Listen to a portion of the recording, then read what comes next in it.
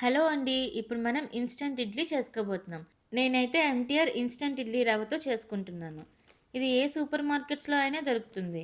చాలా టేస్టీగా ఉంటుంది. ఎప్పుడు మనం చేసుకునే ఇడ్లీ కన్నా ఇది చాలా బావుంటుంది. ఇప్పుడు మనం దీన్ని ఎలా చేసుకోవాలో చూద్దాం.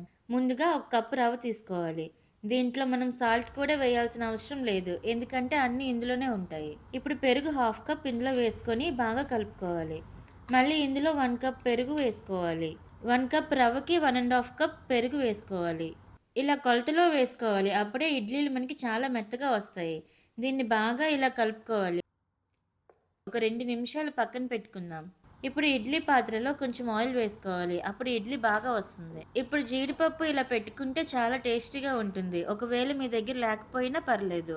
ఇప్పుడు ముందుగా మనం కలుపుకొని పెట్టుకున్న రవ్వని ఇందులో వేసుకోవాలి.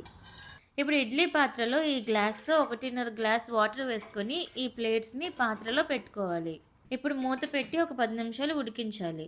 మనం ఇప్పుడు మూత తీసి ఇడ్లీ అయిందో లేదో చూడటానికి వాటిని నొక్కి చూసుకోవాలి. పిండి మన చేతికి తగలకుండా ఉంటే ఇడ్లీ అయిపోయినట్లే. అంతే అండి. ఇడ్లీలు తయారైపోయాయి. ఈ ఇడ్లీలు ఏ చట్నీతో తిన్నా కూడా చాలా బావుంటాయి. నేనైతే పల్లీ చట్నీ చేసుకున్నాను. మీరు పల్లీ చట్నీ ఎలా చేసుకోవాలో తెలుసుకుందాం అనుకుంటే డిస్క్రిప్షన్‌లో లింక్ ఇచ్చాను చూడండి. నా ఛానెల్‌ని సబ్స్క్రైబ్ చేయడం మాత్రం మర్చిపోకండి. ఇంకో వంటతో మళ్ళీ కలుసుకుందాం.